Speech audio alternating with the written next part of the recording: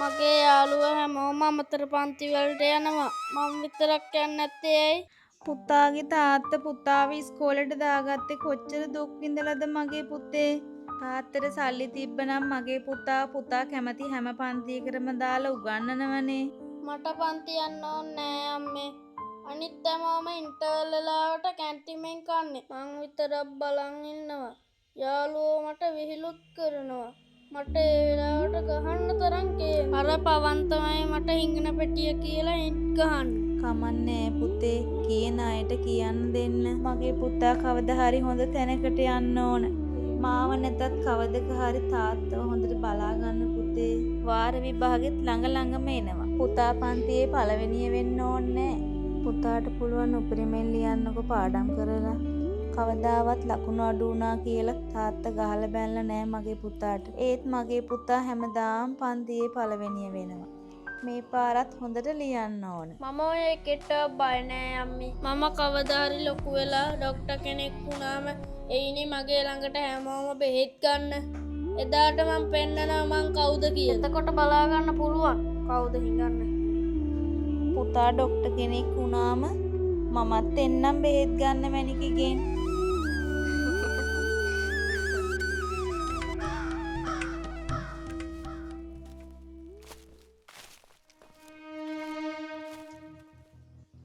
පවන් මේ වරෙන්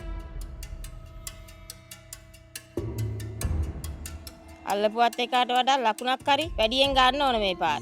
හැම පාරම පන්තියේ පළවෙනිය වෙන්න. ඒක උගේ බූදලේද? අද ඉඳලා රෑ 1 වෙනකන් නිදා ගන්න බෑ උඹ. පාඩම් කරපන් වහාම. තාත්තගේ හැටි දන්නවනේ. අනේ අම්මේ මට ડોක්ටර් කෙනෙක් වෙන්න ඕනේ නෑ. මට කවදා හරි හැමෝම දන්න නළුවෙක් වෙන්න ඕන. ඕක ගිහින් කියපන් උඹලා අප්පට. උඹට ඕන විදියට මෙහෙ නටන්න බෑ. මමනේ උඹේ අම්මා. උඹ කරන්න ඕන මං කියන දේ. අර සඳුගේ අම්මා සඳුට කොච්චර ආදරෙයිද? ඒක නෙමෙයි අම්මේ.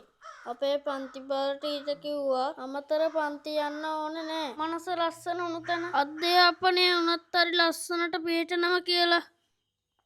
මගේ අම්මයි තාත්තයි මට ලැබුණේ මගේ පිනකට. මට කවදාවත් පාඩම් කරපන් කියලා බල කරලා මට හිතිලම ඒක කරන්න ඕන තැනට ඔයාලා හැම වෙලේම වැඩ කරේ. ඒකනේ මගේ මැනිකට කවදාවත් වරදින්නේ. මගේ පුතා කැමති ડોක්ටර් කෙනෙක් වෙන්නනේ. ඒ හීනෙට හයියක් වෙන්න මායි තාත්තයි පුතාට පොරොන්දු වෙනවා. පණ තියනකන් ළඟින්ම ඉන්නවනේ අම්මා.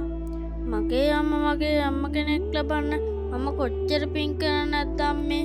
සමහර අම්මලා එයාගේ දරුවන්ගේ හීනවලට වල කපනවා. අර පවන් කියන්නේ එයා කවදක හරි මුළු ලංකාවම දන්න නළුවෙක් වෙන්න ඕන කියලා.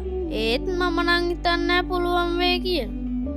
එයාලගේ අම්මා එයාව තලනවා අම්මේ. ඔව් පුතේ ඒ අම්මා නිසා ඒ පුතාගේ හීන එකින් එක බිඳෙනවා. තාත්තත් ඒ ගැන කිව්වා. අද අර පවන් පුතා පව් කියලා. හැම දෙමාපියෙක්ම එක වගේ නෑනේ පුතේ. මටත් එහෙම අම්මා කෙනෙක් වුණ නම් මට කවදාවත් ડોක්ටර් කෙනෙක් වෙන්න බැරි වෙයි. මගේ අම්මටයි තාත්තට යන්න අය ගැති. රත්තරන් අම්මේ කවදා හරි මම ડોක්ටර් කෙනෙක් වුණොත් ඒ ඔයාලා දෙන නිසා තමයි අම්මේ. මගේ පුතාට වරදින එකක් නෑ. බුදු සරණයි.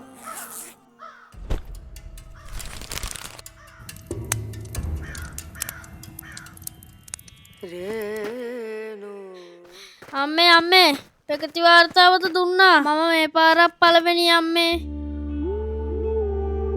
පන්ති රැස්වීමක් තියලා අම්මලාගේ ගුණ කියනවා කිව්ව සමාධි මිස්. එදාට අපේ අම්මා රැජිනක් වගේ ඉඳී. මට රැජිනක් වෙන්න ඕනේ නෑ මගේ පුතේ.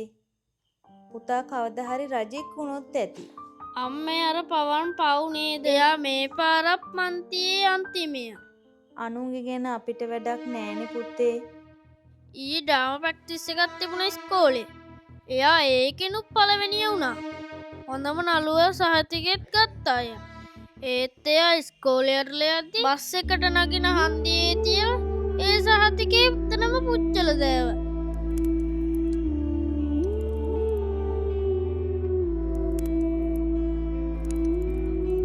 අනේ ඇයි පුතේ ඒ පවන් එච්චර දක්ෂ ළමෙක් නම් කවදා හරි ලංකාවම දන්න නළුවෙක් වෙයි. අපටත් බැරිය පස්සේ කාලෙක ඒ දරුවගේ චිත්‍රපටියක් ටීවී එකකින් බලන්න. නෑ අම්මේ කවදාවත් එහෙම වෙන්නේ නෑ. එයාගේ අම්මට ඕන එයාව ඩොක්ටර් කෙනෙක් කරන්නලු. ඒත් පවන් කැමති නළුවෙක් වෙන්නලු.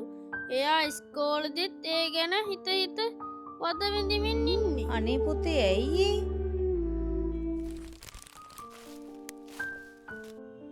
මන් දන්නේ අම්මේ. එයාලා හරි අමුතුයි. මට එහෙම වෙන්න ඕනි නෑ. මට කවදාරි ලංකාවේ හැමෝටම බෙහෙත් දෙන ඩොක්ටර් කෙනෙක් වෙලා මගේ අම්මගේ ඔළුවතක ගාමම් බෙහෙත් වොන්නම් අම්මේ.